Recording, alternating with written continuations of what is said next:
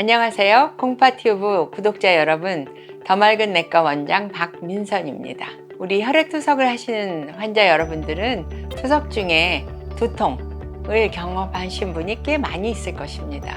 한 센터에서 연구한 바에 의하면 많을 경우에는 거의 50%에 육박하시는 분이 투석 중에 두통을 경험한다고 하고요.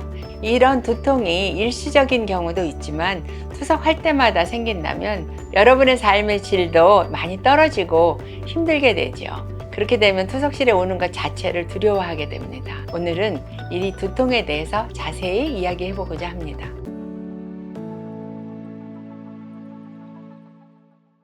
보통 환자들이 투석은 일주일에 2번에서 3번 합니다. 내 몸에 쌓이는 요독을 이틀 만에 혹은 3일 만에 청소낸다고 하는 거기 때문에 이럴 때 발생하는 전해질 혹은 수분의 불균형이 내 몸에서 두통으로 증상을 나타내는 것입니다. 체중 조절을 전혀 못 하시는 분들이 있어요.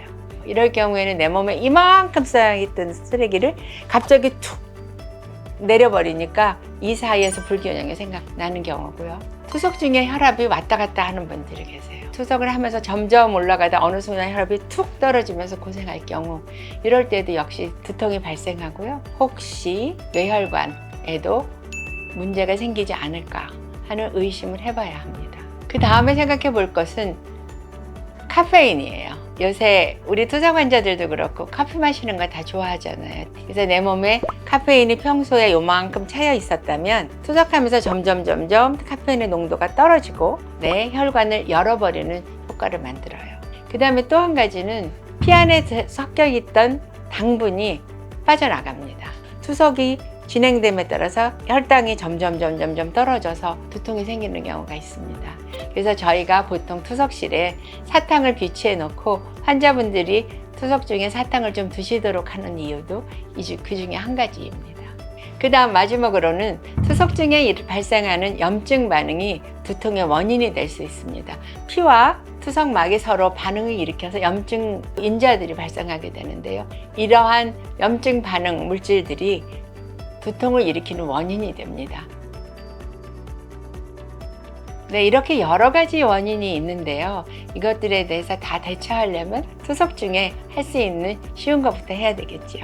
만약에 투석과 투석 간에 체중이 너무 많이 느는 사람들 같으면 체중 느는 거를 최소화해야 되겠죠. 몸 안에 체액도 많고 노폐물도 많이 있을 거 아니에요. 낙폭이 크면 클수록 증상이 더 심하기 때문에 체중 조절을 충분히 해갖고 오시면 그 다음에는 두통의 확률을 줄일 수 있다. 두 번째는 혈압인데요. 우리가 혈압약을 처방해서 혈압이 잘 유지되도록 물론 처방을 열심히 합니다만은 약을 먹어도 어떤 때 혈압이 너무 많이 올라가요. 아니면 너무 많이 떨어져야 할 때 환자에 맞춰서 혈압약을 조정하는 거에 의사들의 몫이겠습니다. 다음으로는 카페인이 부족해진다든지 당분이 떨어진다든지 할 때에는 두통이 시작되기 직전에 커피, 설탕 들어있는 커피를 반잔 정도 마신다든지 사탕을 좀 집중적으로 드신다든지 이렇게 증상의 완화를 위해서 조치하는 것도 필요하고요. 그 다음에 또 중요한 것은 염증 반응이 심화됐을 경우를 볼 수 있는데 이때에는 우리가 사용하는 투석막의 종류에 따라서 사람들의 반응이 다 다르기 때문에 어떤 사람이 쓰던 A 투석막에 쓰고 머리가 많이 아팠을 때 종류가 다른 B 투석막으로 썼을 때 증상이 나아지는 경우도 있고요. 그래서 환자들마다 원인에 따라서 증상을 완화시킬 수 있는 방법은 여러 가지입니다. 이 경우는 뭐냐면 환자가 투석을 할 때 혈압이 너무 올라가도 뇌혈액순환이 나빠지고 너무 떨어져도 뇌혈액순환이 나빠지고요. 투석을 끝나고 체중을 줄이고 가면 약간 탈수 상태로 가거든요. 이렇게 되면 혈관이 좋지 않은 상황에서 몸의 말단까지 가는 혈액순환은 약해지기 마련이겠죠. 그래서 뇌졸중이 오는 경우도 사실 없지는 않습니다. 여러분들 두통이 있을 때에는 나의 두통이 그냥 투석 후에 2-3시간이면 없어지는 건지 아니면 이게 오랫동안 가는 건지 잘 관찰하시고 여러분들의 조치와 치료 방법에 대해서도 의논하시는 게 좋겠습니다.